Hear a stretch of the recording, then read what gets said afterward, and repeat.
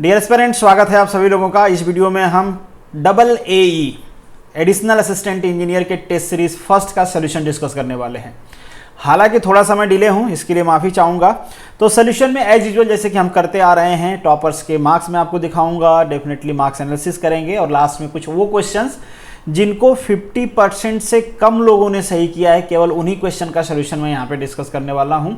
अब बाकी क्वेश्चन का आंसर आई होप सो कि आप लोगों को पता चल गया होगा, नहीं चला होगा तो मैं PDF बाद में शेयर कर दूंगा। बट अभी के लिए सोल्यूशन हम केवल उन्हीं क्वेश्चंस का करेंगे जिसको 50% से कम लोगों ने सही किया। और यहाँ पे कुछ ओवरऑल टॉपर आपको नज़र आ रहे होंगे, टॉप 10 लोगों का ही नाम है यहाँ पे।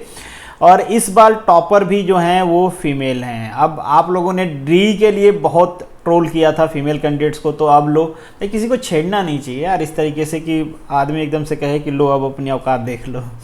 खैर कोई नहीं, बाकी लोगों ने भी काफ़ी अच्छा किया है और एज यूजुअल उम्मीद जो टॉपर होते हैं उनसे यही होती है कि आप सिलेक्शन लोगे। यहाँ पे कुछ वो फीमेल कैंडिडेट हैं जिन्होंने अच्छा किया है और यहाँ पे मैंने टाइम भी लिख दिया ताकि आप फ्रस्ट्रेट ना हो, देख लो कि उन्होंने कब अपना फॉर्म सबमिट किया था। अगर हम जेंडर की बात करें तो मैक्सिमम एज यूजुअल, चूँकि मैकेनिकल ऑटोमोबाइल से रिलेटेड जो एग्जाम्स होते हैं उसमें मेल कैंडिडेट ज़्यादा होते हैं। हालांकि इस बार फीमेल कैंडिडेट भी कंसिडरेबल हैं, 25 फीमेल कैंडिडेट हैं यहाँ पे। अगर कैटेगरी की बात करें तो आप कैटेगरी का डाटा यहाँ पे आप दिख रहा होगा और इसमें कुछ एनालिसिस ऐसे है नहीं जो हमें करना चाहिए कैटेगरी डाटा में। आप देख लो कि आपके कैटेगरी से कितने लोग हैं, कैटेगरी की सीटें क्या हैं, क्या कंपटीशन है, ये सारी चीज़ें बेसिक पता चल जाती हैं यहाँ से। और आप में से कितने लोग किस एग्ज़ाम की प्रिपरेशन कर रहे हैं उसकी डिटेल यहाँ पे मेंशन किया गया है। खैर एवरेज की बात करें अगर हम, तो एवरेज है यहाँ पे 40 मार्क्स, तो इतना तो आपको स्कोर करना ही चाहिए। हालांकि सिलेक्शन लेने के लिए आपको एवरेज से ऊपर होना पड़ता है और एवरेज से काफ़ी ऊपर होना पड़ता है जब आप चाहते हो कि आपका श्योर शॉट सिलेक्शन हो। तो अगर आप एवरेज में फॉल कर रहे हो तो कोशिश करना है कि हमारी जो गलतियां हैं, टेस्ट सीरीज सीखने के लिए ही होती है कि आप जो गलतियां कर रहे हो क्यों कर रहे हो उसको आपको एनालाइज करना है, बस ऐसे छोड़ नहीं देना है। जब तक आप अपनी गलतियों को एनालाइज करके इम्प्रूव नहीं करोगे, बिलीव मी कि आपका रिजल्ट चेंज नहीं होने वाला है। हो सकता है अभी आपके मन में ऐसा हो कि कोई नहीं यार, ये तो टेस्ट सीरीज है, इसमें ऐसा आ गया ना, फाइनल में मेरा बहुत अच्छा आ जाएगा। पॉसिबिलिटी भी होती है कि अच्छा आ जाए, बट ऐसे चांसेस बहुत कम होते हैं। मतलब आप कुछ ना कुछ गलती कर रहे हो इसीलिए आपके मार्क्स खराब आ रहे हैं, तो उन गलतियों को आपको सुधारना होता है, ये टेस्ट सीरीज का मतलब होता है। और यहाँ पे एक छोटा सा वीडियो है, इस वीडियो में देख के आपको पता चल जाएगा कि आपकी बेसिकली रैंक क्या है। तो यहाँ पे आपको नज़र आ रहा होगा कि नंबर कितने मार्क्स स्कोर किए गए हैं और इस पे नंबर ऑफ काउंट्स कितने हैं, मतलब कितने कैंडिडेट हैं। तो ये देख लो आप, इससे आपको एक बेसिक आइडिया हो जाएगा कि कितने लोग आपसे ऊपर हैं। हालांकि ऐसा हम नहीं कह सकते कि जो एग्ज़ाम में सिलेक्शन लेने वाले हैं सारे लोगों ने ये टेस्ट सीरीज दिया होगा। काफ़ी सारे लोग ऐसे होंगे जो छुपा रुस्तम होंगे, गुफाओं में पढ़ रहे होंगे, उनको मतलब ही नहीं होगा टेस्ट सीरीज उस सीरीज से, या फिर यहाँ पे नहीं दे रहे होंगे टेस्ट सीरीज, कहीं और पे दे रहे होंगे टेस्ट सीरीज। तो आपको ये श्योर शॉट नहीं मानना, बट ये है कि अगर आप टेस्ट सीरीज में अच्छा स्कोर कर रहे हैं तो बिलीव मी आपकी प्रिपरेशन अच्छी है, आप सिलेक्शन के बिल्कुल भागीदार हो, मतलब हकदार हो, और सिलेक्शन होगा भी। खैर आगे बढ़ते हैं। अगर आप मेरे चैनल पे नए हैं तो इसको सब्सक्राइब जरूर करिएगा, मेहनत से वीडियो बनाई गई है। अगर आपको पसंद आए तो लाइक जरूर करना, पसंद ना आए तो बता सकते हो आप क्यों पसंद नहीं आई। तो चलिए अब वीडियो को शुरू करते हैं, काफ़ी कुछ हो गया इधर उधर की बातें। Educating today for better tomorrow। तो जो हमारा फर्स्ट क्वेश्चन है, हालांकि यहाँ पे हमारा फर्स्ट क्वेश्चन है बट हमारे जो टेस्ट सीरीज है उसका सीरियल नंबर 2 है, मतलब सेकंड क्वेश्चन है। यहाँ पे आपसे सिनोनिमस पूछा गया है वोरासियस का। वोरासियस मतलब होता है ना भूखा आदमी, जिसको ज़्यादा खाना चाहिए, जो ज़्यादा खाता है, जो पेटू हो, कुछ इस तरीका का देखता हो, बस खाना खाना ही नज़र आता हो, उसे हम कहते हैं। उसका जो सिनोनिमस होता है वो होता है रेवेनस। इसका मतलब भी होता है ना कि भूखा, हंग्री। जो आपका नेक्स्ट क्वेश्चन है किंडल, यहाँ पे आपको इस वर्ड का अपोजिट फाइंड आउट करना है। इसका मतलब होता है सुलगाना या फिर जलाना। तो आपको जो मोस्ट अप्रोप्रिएट ऑप्शन लगता है वो फाइंड आउट करना होता है। तो अगर इसका अपोजिट फाइंड आउट करना है तो थोड़ा सा आप यहाँ पे गेस भी कर पाओगे, ये आसान सा क्वेश्चन था। तो स्टिंगिस आप लोगों ने नाम सुना होगा, नहीं तो इसका नाम तो आप लोगों ने सुना ही होगा। हम कहते हैं इसको स्टिंगिसर, ये इस टाइप का होता है। ये एक एग्जाम्पल है, आपको ऐसा नहीं कि यही समझ लेना है। तो बेसिकली आग बुझाना, जलाना, समझ गया ना कि जलाना उसका अपोजिट बुझाना। तो यहाँ पे ऑप्शन है आपका डी। नेक्स्ट जो आपका क्वेश्चन है, one who travel from place to place, मतलब जो एक जगह से दूसरी जगह घूमता है, मतलब इन शॉर्ट घूमने वाले की बात कर रहे हैं। ये भ्रमणकारी कह सकते हो, रमता, चलता फिरता, अथा तो घुमक्कड़ जिज्ञासा। एक राहुल संकृत्यायन का हमने चैप्टर भी पढ़ा था, बड़ा मस्त चैप्टर था, अगर आप हिंदी पढ़ते होगे तो आपको पता होगा। खैर यहाँ पे देखो इसलिए मैं कह रहा हूँ कि आप लोगों को ना एग्जाम में तुक्का नहीं लगाना चाहिए। देखो यहाँ पे तुक्का लगाया आप लोगों ने कि जर्नी मैन हो सकता है यार, कुछ मिला जुला सा, जर्नी मतलब ट्रेवल करना, मैन मतलब ट्रेवल करने वाला आदमी, इस टाइप से आप लोग तुक्का ना लगाया करें। अगर क्वेश्चन नहीं आता है तो प्लीज़ आप उसको अटेम्प्ट ना करें, नेगेटिव मार्किंग दिलाएगा वो आपको। यहाँ पे इसका मतलब होता है वर्कर, लेबर, भाड़े का टट्टू, इस टाइप का, ठीक है। ये जो है मतलब घूमने वाला, फिरने वाला, रमता, इसको कहते हैं इंटिनरेंट, ठीक है। तो यहाँ पे ऑप्शन है आपका फर्स्ट। जो नेक्स्ट क्वेश्चन है आपका, who is the new chief justice of Gujarat high court. इस टाइप का जो क्वेश्चन है ना, इस टाइप के क्वेश्चन को आप तभी कर पाओगे जब आप थोड़ा न्यूज़ पेपर पढ़ोगे। न्यूज़ चैनल की तो बात ही क्या करें, और न्यूज़पेपर में भी ऐसे न्यूज़पेपर नहीं जहाँ पे परियों की कहानी बस छापी जा रही हो, मॉडलिंग के किस्से हों, देख के आप खुश हो रहे हो, वैसे न्यूज़पेपर से आप क्वेश्चन नहीं अटेम्प्ट कर पाओगे। ऐसे न्यूज़पेपर जिनमें थोड़ा सा खबर भी होती हो, जिनमें इवेंट्स हों जो थोड़े सीरियस हों, ठीक है, उस टाइप के न्यूज़पेपर पढ़ोगे तो कर पाओगे। तो यहाँ पे आपका ऑप्शन है दैट इज़ RM छाया जी। हालांकि ये इवेंट बहुत फ्रिक्वेंटली हुआ, हो सकता है आपको इसलिए भी कंफ्यूजन हुआ हो। आप देख पाओगे विक्रम नाथ जी को काफ़ी सारे लोगों ने सेलेक्ट किया है। रीज़न ये है कि ये जल्दी ही रिटायर हुए थे, 30 अगस्त 2020 को ये रिटायर नहीं हुए, सॉरी, इनको सुप्रीम कोर्ट का जज बना के भेजा गया और 2 दिन के लिए इनको एक्टिंग बना दिया गया है। 2 दिन मतलब 31 अगस्त एंड 1 सितंबर के लिए इनको एक्टिंग बना दिया गया। इसके बाद ये रिटायर्ड हो गए और अब इनको बनाया गया है गुजरात हाई कोर्ट का चीफ जस्टिस। खैर इतना डिटेल आपको जानने की जरूरत नहीं है, बट मैं समझ पा रहा हूँ कि आपसे गलती यहाँ पे क्यों हुई है। नेक्स्ट क्वेश्चन में आपसे पूछा गया है दुनिया का ओनली फ्लोटिंग पार्क के बारे में, और ये कहाँ पे है, इंडिया में है। अगर इंडिया में है इस टाइप की चीज़ें जो दुनिया में यूनिक प्लेस रखती हैं, यूनिक मीनिंग रखती हैं, तो उसके बारे में तो यार आपको अनडाउटली पता होना ही चाहिए, बट अनफॉर्चुनेटली काफ़ी सारे लोगों को नहीं पता है। हालांकि इसका नाम भी आपको याद रखना है, नाम भी पूछा जा सकता है। काइबु लामजो कहाँ पे है, ये मणिपुर में है। इसको क्या कहते हैं हम, फ्लोटिंग नेशनल पार्क। क्यों कहते हैं भाई फ्लोटिंग, आपके मन में सवाल भी इस टाइप का आ सकता है। फ्लोटिंग इसे इसीलिए कहते हैं क्योंकि यहाँ पे जो बायोमास आपको दिख रहा होगा ना, यहाँ पे ये इसके नीचे मिट्टी इनके जड़ों में होती है, जो भी फर्टिलाइज़र इनको चाहिए, जो भी खा पी के जिंदा रहते हैं, वो सारी चीज़ें लेके पूरे वाटर बॉडी पे घूमते रहते हैं। आप लोगों ने गांव में भी देखे होंगे कई सारे ऐसे तालाब होते हैं जहाँ पे इस टाइप के वेजिटेबल्स उग जाती हैं, जो अपना खुराक के लिए जो भी मिट्टी जो भी चाहिए उनको फर्टिलाइज़र वो लेके पूरे पानी पे फ्लोट होती रहती हैं, इसलिए इनको हमको कहते हैं फ्लोटिंग पार्क। और ये बायोडाइवर्सिटी के लिए बहुत अच्छा माना जाता है, बहुत रिच बायोडाइवर्सिटी प्रोड्यूस करता है, इसलिए ये इंपॉर्टेंट भी है। नेक्स्ट जो क्वेश्चन है आपका, in which organ RBC are selectively destroyed और रिसाइकल्ड बाय द माइक्रोफेज। ये बहुत ही इंपॉर्टेंट क्वेश्चन है, बहुत सारे एग्जाम में रिपीटिवली ये पूछा गया है। तो ये है आपका स्पेलिंग। ये बेसिकली इसको हमने एक दूसरे नाम से भी जानते हैं, कहते हैं कि ये RBC का ग्रेव यार्ड है, मतलब कब्रिस्तान है। यहाँ पे जाने के बाद इसकी मौत ही हो जाती है। तो इम्पॉर्टेंट क्वेश्चन है, इसको आप ध्यान रखना। कैसे होता है, कहाँ पे होता है, ये कहाँ पे लोकेटेड होता है, तो ये आपको जो नज़र आ रहा है ना, इसी को कहते हैं स्पेलिंग। नेक्स्ट जो क्वेश्चन है आपका, what is the main product of photosynthesis. अब इसमें काफ़ी सारे लोगों को डाउट हुआ है, ये क्यों लिखा है आप लोगों ने, मुझे नहीं पता है। जिन लोगों ने ऑक्सीजन और ग्लूकोज लिखा है उनमें मैं समझ सकता हूँ कि मेजर माइनर का प्रॉब्लम रहा होगा। देखिए ऑक्सीजन जो होती है यहाँ पे ना, उसको हम कहते हैं बाई प्रोडक्ट, ग्लूकोज को कहते हैं हम प्रोडक्ट। इसका मतलब क्या है कि हम जो यहाँ पे प्रोसेस कर रहे हैं फोटोसिंथेसिस, इसका पर्पज ही है कि ये ग्लूकोज प्रोड्यूस करे। अब ग्लूकोज प्रोड्यूस करने में वहाँ पे ऑक्सीजन बन जाती है, हम ऑक्सीजन बनाना नहीं चाहते हैं। अब आप कहोगे कि यहाँ पे हम ग्लूकोज क्यों बनाते हैं, इसका काम क्या होता है, तो ये बेसिकली एनर्जी प्रोड्यूस करता है to run the process of cell, ठीक है। तो ये इसकी ज़रूरत होती है। कैसे प्रोड्यूस होता है आप सभी को रिएक्शन भी पता होगा। CO2 एब्जॉर्ब करता है प्लस H2O, और यहाँ से हम कुछ सन एनर्जी देते हैं। सन एनर्जी के बाद यहाँ पे बन जाता है C6H12O6 और प्लस बन जाता है कुछ O2। तो ये सारी चीज़ें बनती है, बट ये है बाई प्रोडक्ट, ये है आपका मेन प्रोडक्ट। जो नेक्स्ट हमारा क्वेश्चन है, ये है आपके सीरीज का क्वेश्चन, रीजनिंग का क्वेश्चन है। इस टाइप के क्वेश्चन को एक बार आपको ध्यान से देखना है कि किस टाइप से हम सीरीज को बना सकते हैं। तो यहाँ पे अगर आप इन दोनों को माइनस करो, हालांकि आप जब प्रॉब्लम सॉल्व किए रहोगे ना, तो इस टाइप के प्रॉब्लम बहुत बार आ गए रहते हैं, तो आपके माइंड में तुरंत क्लिक कर जाता है। अगर आपने रीजनिंग के प्रॉब्लम सॉल्व किए हैं इससे पहले, तो अगर आप नहीं किए हो तो शायद कोई लॉजिक रहेगा तो जल्दी आपके माइंड में क्लिक नहीं करेगा। तो यहाँ पे देखो ये आ जाएगा, इन दोनों को माइनस करेंगे तो 9, यहाँ पे आ जाएगा आपका 16, यहाँ पे आ जाएगा 25, यहाँ पे आ जाएगा 36, और यहाँ पे जो आएगा दैट इज 81। अब देखना है आपको कि यहाँ पे कोई पैटर्न बन रहा है क्या, बिल्कुल पैटर्न बन रहा है। इसे देखो आप, इसे आप क्या लिख सकते हो, 3 का स्क्वायर, इसको 4 का स्क्वायर, इसको 5 का स्क्वायर, इसको 6 का स्क्वायर। तो यहाँ पे क्या आना चाहिए, 7 का स्क्वायर आना चाहिए।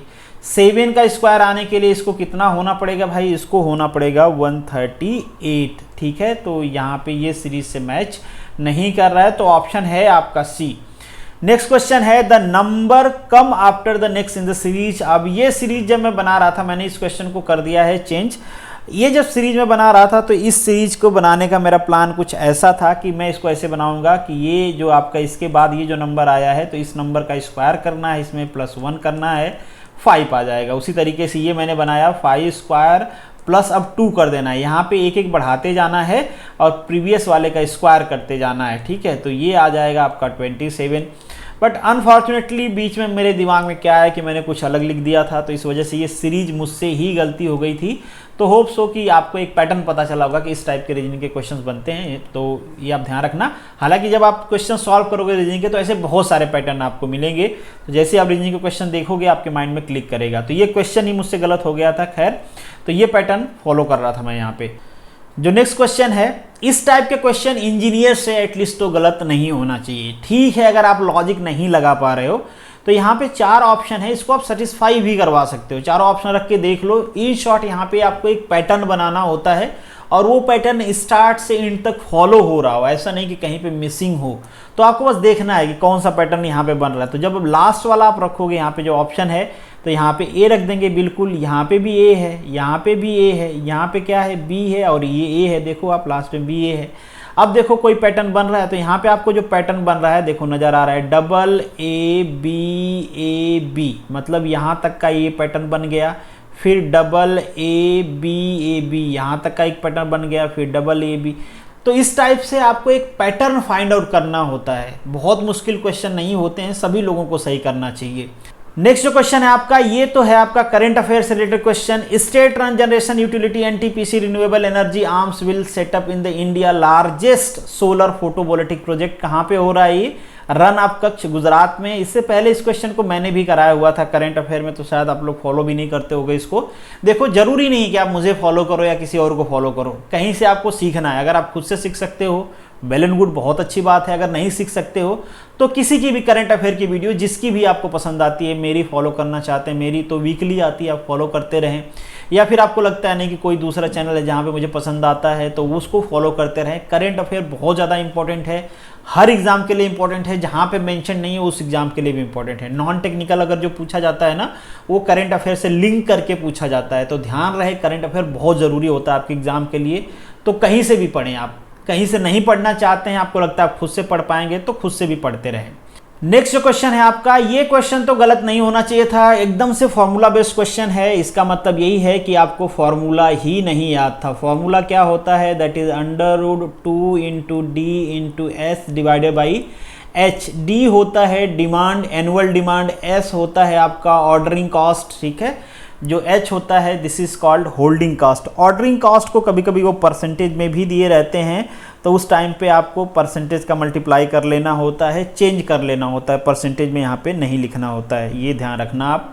खैर यहाँ पे उससे लेना देना है नहीं, आपसे बस पूछा गया है कि चेंजेज क्या होंगे, तो इसको मान लेते हैं हम इकोनॉमिकल ऑर्डर क्वांटिटी फर्स्ट, ठीक है। अब यहाँ पे कहा गया है कि होल्डिंग कॉस्ट को 4 टाइम कर दिया गया है, कर दो भैया, तो ये हो जाएगा 2 × D × 4 S1 लिख देता हूँ, ठीक है। ये D1 S1 बाकी तो सारे सेम ही है ना, H1 D1 तो सेम ही है, इसको S1 कर देते हैं क्योंकि ये S2 लिखोगे आप, S2 की वैल्यू क्या है 4S1, क्योंकि ये कहा गया है 4 टाइम हो गया है, बाकी सारी चीज़ें सेम है। नीचे आपको क्या आ जाएगा, H आ जाएगा।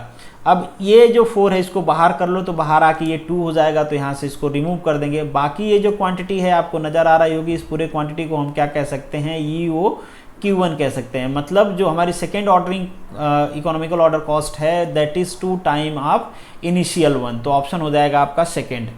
नेक्स्ट जो क्वेश्चन है, which line type is the thin and light. कौन सी लाइन होती है, that is called the construction line.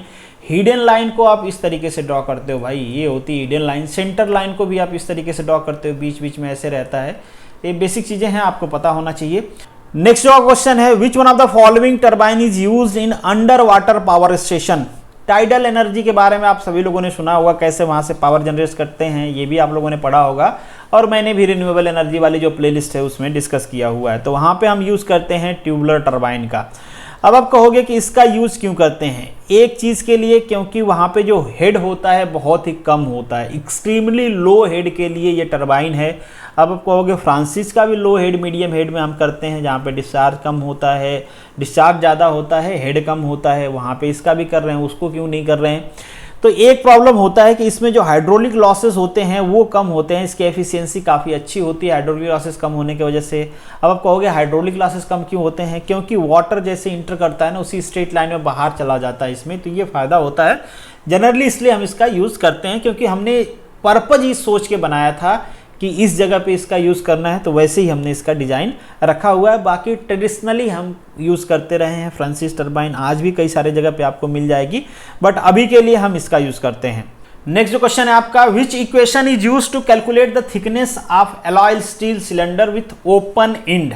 अब ओपन एंड क्लोज एंड दोनों के लिए हम अलग अलग करते हैं, हालांकि ये दोनों ओपन एंड के लिए यूज़ किए जाते हैं, ये यूज़ किया जाता है आपका क्लोज एंड के लिए, मगर इसका जो यूज़ होता है वो मटेरियल स्पेसिफिक होता है। यहाँ पे हम डक्टाइल और ब्रिटल मटेरियल के लिए जनरली यूज़ करते हैं, बेसिकली प्रीफर्ड करते हैं डक्टाइल मटेरियल के लिए, ये भी डक्टाइल मटेरियल के लिए प्रीफर्ड होता है, बट इसका जो एलॉय स्टील होते हैं उनमें भी हम इसका यूज़ करते हैं। थिक सिलेंडर की थिकनेस कंसीडर करने के लिए बेसिकली इस इक्वेशन का हम यूज़ करते हैं। तीनों इंपॉर्टेंट हैं, आप तीनों का ध्यान रखना। नेक्स्ट जो क्वेश्चन है, which of the following is not an unfired pressure vessel? Unfired pressure vessel, not unfired मतलब फायर्ड प्रेशर वेसल है, तो डेफिनेटली कौन सा है आपका? स्टीम बॉयलर है। हीट एक्सचेंजर में तो क्या होता है, एक हॉट फ्लूइड होता है, एक कोल्ड फ्लूइड होता है, दोनों में हीट एक्सचेंज होता है, डायरेक्टली फायर से हीट एक्सचेंज नहीं होता है। और स्टोरेज वेसल तो आपको पता ही है, स्टोरेज के लिए यूज किया जाता है, तो डेफिनेटली यहाँ पे ऑप्शन कौन सा बचा आपका? Steam boiler. और इसमें यूज भी होता है, आपने देखा होगा कि डायरेक्टली हम क्या करते हैं, हमारा जो वाटर होता है उसको एक्सपोज कर देते हैं स्टीम के साथ, हालांकि किसी वॉल के थ्रू करते हैं, बट डेफिनेटली वो डायरेक्टली एक्सपोज्ड होता है। नेक्स्ट जो क्वेश्चन है, हाउ इज OTEC कॉजेज? ये बहुत सिंपल क्वेश्चन है, जितना सिंपल क्वेश्चन है उतना ही ज़्यादा लोगों ने गलत किया है। बिल्कुल आपसे ये उम्मीद नहीं किया जाता है कि इस टाइप के क्वेश्चन आप गलत करोगे। अब यहाँ पे एनर्जी आएगी कौन सी यार? ये थर्मल ग्रेडियंट की वजह से होता है, और कहीं भी दुनिया में कहीं भी थर्मल ग्रेडियंट आता है ना यार, तो उसका मेन सोर्स जो होता है, मेन कॉज जो होता है वो होता है सोलर एनर्जी। भाई सन से ही सबको एनर्जी मिल रही है अल्टीमेटली। यहाँ पे भी जो थर्मल ग्रेडियंट प्रोड्यूस होता है वाटर सरफेस और डीप लेवल में, वो सन एनर्जी के वजह से ही होता है, ठीक है। तो ऑप्शन आपका कौन सा हो जाएगा यहाँ पे? Solar energy. और इस टाइप के क्वेश्चन तो बिल्कुल भी गलत आपका नहीं होना चाहिए, और मैंने पढ़ाया भी है, ओशियन थर्मल एनर्जी कन्वर्जन, ये सारे मैंने आपको रिन्यूएबल एनर्जी में कराया हुआ है। नेक्स्ट क्वेश्चन है आपका, which of the following have lowest degree of automation? तो वो है आपका सेंटर लेट, एक ट्रेडिशनल लेट, पुराने जमाने से हम इसको यूज करते आ रहे हैं। एक क्वेश्चन और आपसे पूछा जाता है कि अगर ये लोवेस्ट ऑटोमेशन में है, इसका मतलब क्या है? यहाँ पे हाईएस्ट लेबर स्किल्ड चाहिए। इसका मतलब कई बार आपसे इस टाइप का क्वेश्चन भी पूछा जाता है कि वो कौन सी लेथ मशीन है जिसमें हाईएस्ट स्किल्ड लेबर चाहिए। अगर स्किल्ड नहीं रहेगा, ऑटोमेशन है ही नहीं, स्किल नहीं रहेगी, तो प्रोडक्ट कैसे बनेगा? जैसे आप ऑटोमेटिक कार है, या फिर आप सिंपल ले लो सेमी ऑटोमेटिक, जो जिस कार में गियर नहीं बदलना पड़ता है, उसको आदमी आसानी से चला सकता है। और जो मैनुअल कार होती हैं उनको चलाने में थोड़ी तकलीफ होगी, क्योंकि वहाँ पे गियर भी बदलना है। तो जितना ऑटोमेशन बढ़ता जाता है, स्किल्ड उतना कम रिक्वायर्ड होती है, जितना कम ऑटोमेशन होता है स्किल्ड उतना ज़्यादा चाहिए होती है। यहाँ पे वो लेथ भी आपको नज़र आ रही होगी, यहाँ पे ये घूमता रहता है और यहाँ पे कटिंग होती रहती है, आप सभी लोगों ने अपने वर्कशॉप में देखा ही होगा। नेक्स्ट क्वेश्चन है, इन ABC analysis of inventory A item usually contribute. जो ए आइटम होता है ये हम कहते हैं कि हाईएस्ट रेवेन्यू प्रोड्यूस आइटम होता है। इस एनालिसिस को हम बेसिकली कहते हैं 80/20। 80/20 का मतलब ये होता है ना कि जो 80% रेवेन्यू है वो हमारे 20% ऑफ प्रोडक्ट को सेल करके आ रहा है। अब ये जो 20% का प्रोडक्ट है ना, इसको हम रखते हैं हमारे ए क्वालिटी में। अब आप कहोगे कि इसकी इन्वेंट्री कम क्यों होती है? कम इसलिए होती है कि ये प्रोडक्ट ऐसा होता है जो बहुत ही एक्यूरेट फॉरकास्ट होता है। हमको पता होता है कि इसकी डिमांड क्या है, कितना खरीदना है हमको। इन्वेंट्री हम बहुत ज़्यादा इसकी नहीं लगाते हैं क्योंकि वैल्यूएबल कॉस्ट है, नुकसान होगा। वैल्यूएबल प्रोडक्ट है, सबसे महंगा प्रोडक्ट है, नुकसान होगा इन्वेंट्री बनाने में, इसलिए कम इन्वेंट्री रखते हैं। बट बहुत ही हाईली फॉरकास्ट करके रखते हैं कि कितना इसकी डिमांड है, कितना प्रोडक्शन है। तो ऑप्शन हो जाएगा आपका यहाँ पे ए। नेक्स्ट जो क्वेश्चन है आपका, expert of the same rank assembled for the product development in, किसमें रखा जाता है, that is called brain storming.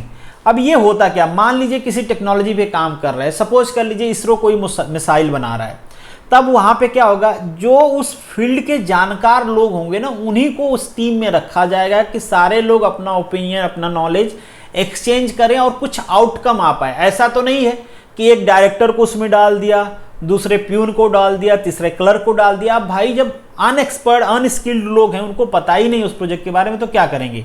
तो जो सेम काइंड के एक्सपर्ट लोग होते हैं उनको किसी प्रोडक्ट को डेवलपमेंट में लगाया जाता है, तो उसे हम कहते हैं ब्रेन स्टॉर्मिंग। नेक्स्ट जो आपका क्वेश्चन है, for activity on the critical path, ये पूछ रहा है for activity on the critical path. जो हमारा क्रिटिकल पाथ होता है, या फिर आप कह सकते हो लॉन्गेस्ट जो हमारा पाथ होता है, जिसको कंप्लीट करने में सबसे ज़्यादा टाइम लगता है, या फिर इसको उल्टा लैंग्वेज में ऐसे भी कह सकते हो कि वो मिनिमम रिक्वायर्ड टाइम होता है जब आपका प्रोजेक्ट कंप्लीट होगा। इन शॉर्ट वहाँ पे आपसे पूछा गया है फ्लोट की वैल्यू। आप सभी को पता है फ्लोट क्या होता है। फ्लोट होता है latest start minus earliest start, या फिर latest finish minus earliest finish. अब इन दोनों की वैल्यू फ्लोट पे क्या होती है, जीरो होती है। इसका मतलब क्या है कि वहां के जो रिसोर्सेज हैं वो मैक्सिमम यूटिलाइज्ड हैं, एकदम से ऑप्टिमम है। बाकी सारे एक्टिविटीज के जो रिसोर्सेज और टाइम है वो ऑप्टिमम यूटिलाइज्ड नहीं है वहां पे, इसीलिए हमको कुछ फ्लोट मिलता है, बाकी यहाँ पे ऑप्टिमम यूटिलाइज्ड हैं। नेक्स्ट जो क्वेश्चन है, energy of the photon is. अब भैया इस क्वेश्चन को भी गलत करोगे क्या यार, ये क्वेश्चन गलत करने लायक है यार, एकदम बेसिक साइंस का क्वेश्चन है। हालांकि आप कह सकते हो, क्वेश्चन मार्क मेरे ऊपर लगा सकते हो कि आपने बताया नहीं यहाँ पे एच क्या है, हमने तो ये जो म्यू नजर आ रहा है इसको वेलोसिटी समझा था। हाँ, ये सारे एक्सक्यूज हो सकते हैं आपको, बट जो ऑप्शन नजर आ रहा है उसमें आप अगर जानते हो तो आप एक्यूरेटली इजीली चूज कर सकते हो, आपको कोई प्रॉब्लम होगी नहीं। ये है भैया आपका एच न्यू। एच को आपको पता है ये होता है आपका प्लांक्स कांस्टेंट, इसकी वैल्यू होती है 6.62 10⁻³ और ये जो होती है इसे हम कहते हैं आपकी फ्रीक्वेंसी। इसको इस तरीके से भी हम लिख सकते हैं ना, hc/λ। यहाँ पे जो c होती है that is speed of light in vacuum, और जो लेमडा होता है that is wavelength of photon. तो ये सारी चीजें मुझे लगता है आपको पता होना, एकदम बेसिक साइंस का क्वेश्चन है ये। नेक्स्ट जो क्वेश्चन है आपका, आईसी इंजन। भैया यहाँ पे एन होना चाहिए, ग्रामेटिकल मिस्टेक है। IC engine an IC engine utilize the. इस क्वेश्चन को भैया आप गलत करोगे कैसे चलेगा यार, मैंने माथा फोड़ लिया भाई, कितनी बार बताया आप लोगों को, क्वेश्चन करेक्शन सीरीज में बताया है, कई बार टेस्ट सीरीज में इससे पहले भी पूछा है। बहुत फेमस क्वेश्चन है, बहुत बार आपसे एग्जाम में पूछा जाता है, गलती नहीं करना है आपको। क्या है बेसिकली यहाँ पे, low heat value of oil जो होता है उसको ये यूटिलाइज करते हैं। लो, यहाँ से ऑयल भी गायब है। अब आप कहोगे कि ऑयल गायब था इसीलिए हम लोग कंफ्यूज हो गए, ये बेसिकली मिस्टेक हो गई है। तो यहाँ पे लो हीट वैल्यू होता है। अब आप कहोगे ये low heat value high heat value क्या होता है, तो क्वेश्चन करेक्शन सीरीज में अगर आप सर्च करोगे तो आपको मिल जाएगा इजीली। मैंने डिटेल में डिस्कस किया है, यहाँ पे थोड़ा सा बता देता हूँ कि हाई हीट वैल्यू बेसिकली जो इंजन्स होते हैं हमारे वो यूज करते हैं पावर प्लांट वाले। अगर यहाँ पे लिखा होता केवल इंजन तो आपका आंसर होता हाई हीट वैल्यू। अगर कहीं पे जो आउटपुट है वो कंडेंस होके आ रहा है, मतलब जितना एनर्जी प्रोड्यूस हुई सारे एनर्जी को हमने कर लिया यूटिलाइज। अगर कहीं पे कंडेंसेशन नहीं हो रहा है मतलब हमने पूरा यूटिलाइजेशन नहीं किया। मैं एग्जॉस्ट की बात कर रहा हूँ। और जो आपके आईसी इंजन होते हैं इनमें तो बाहर का जो टेम्परेचर होता है वो भी बहुत ज़्यादा होता है, 70-80 डिग्री के आसपास। तो कंडेंसेशन कहाँ की बात करें हम, तो यहाँ पे होता है लो हीट वैल्यू, मतलब पूरी वैल्यू हम यूटिलाइज नहीं कर रहे हैं, काफ़ी सारी एनर्जी को हम एग्जॉस्ट के थ्रू बाहर भेज दे रहे हैं। नेक्स्ट जो क्वेश्चन है आपका, in ideal gas as compare to the real gas at very high temperature occupy the more volume. भाई देखो, ideal gas more volume occupy करती ही है। क्यों करती भाई, क्योंकि उनका जो मॉलिक्यूलर होता है, यही एजम्पशंस में आपने पढ़े होंगे कि उनके बीच में कोई अट्रैक्शन नहीं होता है, कोई ऐसा नहीं कि वो एक दूसरे को कंपैक्ट करने की कोशिश करते हैं, फ्री होते हैं, मूव करते रहते हैं। ये बेसिकली प्रॉपर्टी में आता है आइडियल गैस के। तो डेफिनेटली कोई अट्रैक्शन फोर्स नहीं होता है, तो वो क्या करेंगे, स्पेस ज़्यादा होगा, मॉलिक्यूल बड़े होंगे, दोनों के बीच की डिस्टेंस ज़्यादा होगी तो ज़्यादा वॉल्यूम ऑक्यूपाई करेंगे। तो यहाँ पे ऑप्शन हो जाएगा आपका फर्स्ट। नेक्स्ट जो क्वेश्चन है, the efficiency of Carnot cycle may be increase effectively. देखो यहाँ पे वर्ड रखा गया है इफेक्टिवली, तो आपको ध्यान से पढ़ना है। आपने जो इससे पहले क्वेश्चन पढ़े थे, हो सकता है कई जगह ये भी पूछा गया रहा हो, बट वहां पे पूछा गया था कि the efficiency of Carnot cycle may be increased by, तो उस केस में आप जो हाई टेम्परेचर है उसको बढ़ाओ, लो टेम्परेचर घटाओ, दोनों केस में बढ़ती है, बट यहाँ पे इफेक्टिवली लिखा गया है तो होगा decrease the lowest temperature. Lowest temperature आप सभी को पता है कि जो एफिशिएंसी होती है that is equal to 1 minus T2 divided by T1, ये फार्मूला होता है। मतलब टेम्परेचर को हम घटा दें तो ज़्यादा एफिशिएंसी बढ़ेगी। अगर आपको भरोसा नहीं है तो एक काम करना, सॉल्व करना इसको, 1 माइनस क्या करना, ऊपर से अपनी मर्जी से कोई क्वांटिटी लेके, तो मान लीजिए कुछ भी क्वांटिटी ले लो, अगर अच्छा है तो 10 ले लो, कोई बात नहीं है। और एक बार ये एफिशिएंसी फाइंड आउट करना, इसको 1 कर देते हैं। एक बार N2 फाइंड आउट करना, उसमें आप 1 माइनस T2 और यहाँ पे T1 प्लस 10 कर देना। एक बार ऐड करके एक बार सब्ट्रैक्ट करके इन दोनों एफिशिएंसी को देख लेना क्या होगा। इसकी वैल्यू जब दोनों को माइनस करोगे, यहाँ पे N1 माइनस N2 कर देते हैं, तो N1 माइनस N2 की वैल्यू ग्रेटर देन आपको 0 आएगी, या फिर N2 माइनस N1 करोगे तो उसकी लेस देन 0 आएगी। ये दिखाता है कि कौन सा ज़्यादा है, N1 ज़्यादा। ये करके आप देखना, ज़्यादा आएगा। नहीं कर पाओ तो मुझे बताना, मैं कर दूंगा। नेक्स्ट जो क्वेश्चन है आपका, the enthalpy of the dry saturated steam with increase in pressure. जैसे जैसे प्रेशर बढ़ाते जाते हो, जो ड्राई सैचुरेशन लेवल होता है, एंथैल्पी, देखो प्रेशर आपने बढ़ाया तो एंथैल्पी ऑफ इवेपोरेशन घटती जाती है, घटती जाती है, घटती जाती है, घटती है। इस पॉइंट पे क्या हो जाती है, एंथैल्पी ऑफ इवेपोरेशन 0 हो जाती है। ड्राई सैचुरेशन का मतलब कि सैचुरेटेड गैस जहां पे इवेपोरेशन और कंडेंसेशन दोनों इक्वल हो गया है, ठीक है।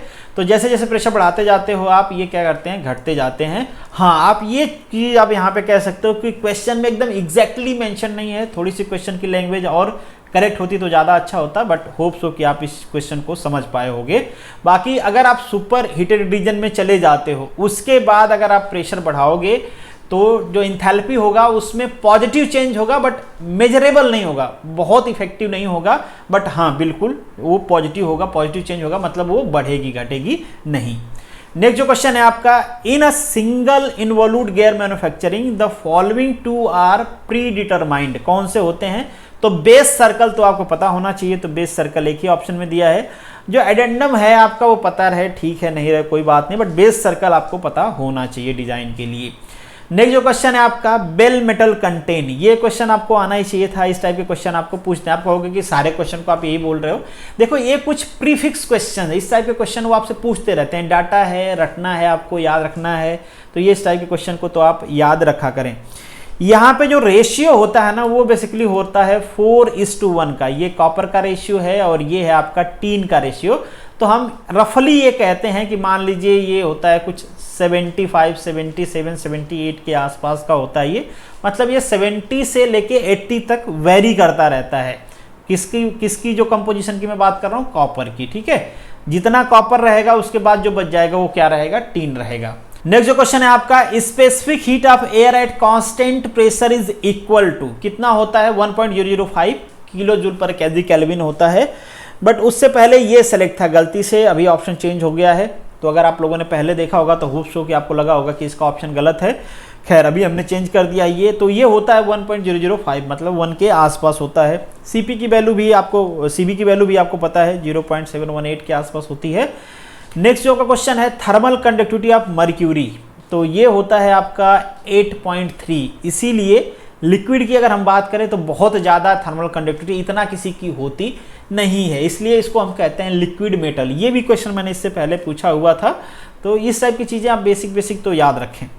नेक्स्ट जो क्वेश्चन है, in cantilever maximum shear force occurs where. Maximum shear force कहाँ पे होता है। अब ये क्वेश्चन में जो ऑप्शंस हैं ये थोड़े इम्प्रॉपर हैं, और बिल्कुल एग्जाम में इस टाइप के क्वेश्चन क्लेम होंगे तो वो क्या हो जाएंगे, कैंसिल हो जाएंगे। हालांकि अगर इन ऑप्शन में चूज करें तो जो ज़्यादा अप्रोप्रिएट हैं उनको मैंने सही कर दिया है। कैसे, अगर देखो कॉन्सेंट्रेटेड लोडिंग की हम बात करें, ये है आपकी, तो यहाँ पे जो शेयर फोर्स होता है वो बन जाता है रेक्टेंगल, ये बन जाता है आपका ट्रायंगल टाइप का, ठीक है। बेंडिंग मोमेंट डायग्राम है ये, और ये पॉजिटिव है और ये आपका निगेटिव है। अगर हम बात करें कि यहाँ पे इस तरीके की लोडिंग है, यूनिफॉर्मली डिस्ट्रीब्यूटेड लोडिंग है, तो ये भी अब क्या होगा, इंक्लाइंड बन जाएगा। तो ये तो ऊपर बनेगा, ये ऐसे इंक्लाइंड बन जाएगा ना। अगर शेयर फोर्स की बात करें तो ये पॉजिटिव हो जाएगा, और ये नीचे का पैराबोलिक टाइप का बन जाएगा, तो ये नेगेटिव होगा। अगर यहाँ पे यूनिफॉर्मली वेरिएबल लोडिंग हो तो वो कैसे बन जाएगा, सारी चीज़ें ऐसे ही रहेंगी, बट जो आपकी कर्व है ये पैराबोलिक हो जाएगी, ये क्यूबिक हो जाएगी, बस इतना सा डिफरेंस होता है। तो यहाँ पे अगर हम देखें तो देखो इसमें अगर कॉन्सेंट्रेटेड लोडिंग है तो यहाँ पे देखो आप यहीं पे इसी पॉइंट पे मिनिमम और मैक्सिमम दोनों होता है, ये मिनिमम से स्टार्ट करके यहाँ पे नेगेटिव में मैक्सिमम होता है। तो यहाँ पे हम कह सकते हैं कि चलो जिस पॉइंट पे ये 0 है उसी पे ये 0 भी होता है, उसी पे ये मैक्सिमम भी होता है। यहाँ पे देखो आप, यहाँ पे दोनों अगर इसकी बात करें, अगर इस टाइप की लोडिंग है आपका यूनिफॉर्मली डिस्ट्रीब्यूटेड है तो यहाँ पे क्या होगा, ये पॉजिटिव में जहाँ पे मैक्सिमम होगा नेगेटिव मैक्सिमम होगा, 0 से दोनों स्टार्ट होंगे। तो इसलिए ये जो ऑप्शन है थोड़ा सा इम्प्रॉपर है, बट स्टिल अभी के लिए अगर हम चूज करें तो ये दोनों हम कह सकते हैं कि मोस्ट अप्रोप्रिएट हैं। नेक्स्ट जो आपका क्वेश्चन है, in a static tension test the low carbon steel sample the gauge length effect, क्या होता है भाई, परसेंटेज इलॉन्गेशन, यही तो आप फाइंड आउट करते हो यार, that is delta L by L multiply 100। ठीक है, दो आपने गेज ले लिए, दोनों की गेज लेंथ अलग अलग है, दोनों में जब आप स्टैटिक लोडिंग करोगे तो that is change in the percentage elongation. ठीक है, तो ऑप्शन हो जाएगा यहाँ पे सी। नेक्स्ट जो क्वेश्चन है आपका ये है तो प्रोजेक्टाइल मोशन का क्वेश्चन, इसको आप यहाँ पे इंजीनियरिंग में मैकेनिक्स का मान सकते हो, फिजिक्स में आप सभी लोगों ने पढ़ लिया होगा इसको और होप्स हो कि आपको याद भी होगा, नहीं याद होगा तो एक बार देख लेना। डेरिवेशन भी बहुत ही सिंपल है, डेरिवेशन मुश्किल नहीं है, बट मैं फॉर्मूला लिख दे रहा हूँ आपको, यू स्क्वायर क्या होता है, sine square theta divided by 2g। अब वैल्यू सारा रख देना है, ये 20 रख दोगे तो ये हो जाएगा 400 मल्टीप्लाई, ये 1/√2 होता है तो ये हो जाएगा 1/2, क्योंकि ये स्क्वायर है, मल्टीप्लाई 2g तो ये कैंसिल हो जाएगा यार, ये तो आएगा 10। ठीक है, 100 नहीं होगा बट मैक्सिमम लोगों ने 100 किया है, ठीक है, क्योंकि ऑप्शन ही नहीं था जो सही है, तो ये भी ये गलत है, तो ये क्या हो जाएगा आपका 10 हो जाएगा यहाँ पे ऑप्शन। ठीक है, 10 मीटर। नेक्स्ट क्वेश्चन है आपका, Varignon's theorem is related to principle of movement. अब ये मूवमेंट और मोमेंटम में कंफ्यूजन हुआ है भाई आप लोगों को। मूवमेंट क्या होता है, F.D होता है भाई, फोर्स इनटू डिस्टेंस। ये कहता है जो वेरिगॉन्स थियरम होती है, ये कहती है कि जो आपका मूवमेंट है ना वो आपके जो कंपोनेंट्स के मूवमेंट है उनके सम के इक्वल होगा। किसी भी रिजल्टेंट का मूवमेंट जो उसके कंपोनेंट्स का मूवमेंट है उसके सम के इक्वल होगा, ये कहते हैं। तो ये है प्रिंसिपल ऑफ मूवमेंट। अगर मोमेंटम की हम बात करें तो ये होता है भैया mv, ये टोटली डिफरेंट चीज़ है। ठीक है, तो इस टाइप की गलतियां आप ना करो, डिफरेंस समझ लो कि मूवमेंट और मोमेंटम में क्या होता है। कई बार लोग दोनों को सेम ही समझते हैं। Bernoulli theorem has been derived under the assumption. Assumptions आप लोगों ने मुझे लगता है कि पढ़ाई होगा, किस एजम्पशन में इसको डेराइव किया गया है। काफ़ी सारे एजम्पशन है, जैसे स्टडी फ्लो होना चाहिए, वेलोसिटी, प्रेशर, डेंसिटी वेरिएशन नहीं होना चाहिए। डेंसिटी वेरिएशन नहीं है मतलब इनकम्प्रेसिबल है। ठीक है, तो इनकम्प्रेसिबल फ्लूइड होना चाहिए। एक चीज़ और यहाँ पे इम्पोर्टेंट है कि यहाँ पे जो फ्लो होगा that should be due to the gravity, कोई एक्सटर्नल नहीं होना चाहिए। और अगेन यहाँ पे जो आपका मान लीजिए कहीं पे ये मुड़ रहा है, कहीं पे सर्कुलर मोशन कर रहा है या फिर कहीं पे बेंडिंग है, तो वहाँ पे जो सेंट्रीफ्यूगल का आता है कर्व पाथ में उसको भी हम निगलेक्ट मान के चलते हैं। एनर्जी लॉस को हम निगलेक्ट करके चलते हैं। तो बहुत सारी चीज़ें, बहुत सारे जंक्शन होते हैं। तो एक चीज़ इंपॉर्टेंट है यहाँ पे क्या होता है, force due to the gravity.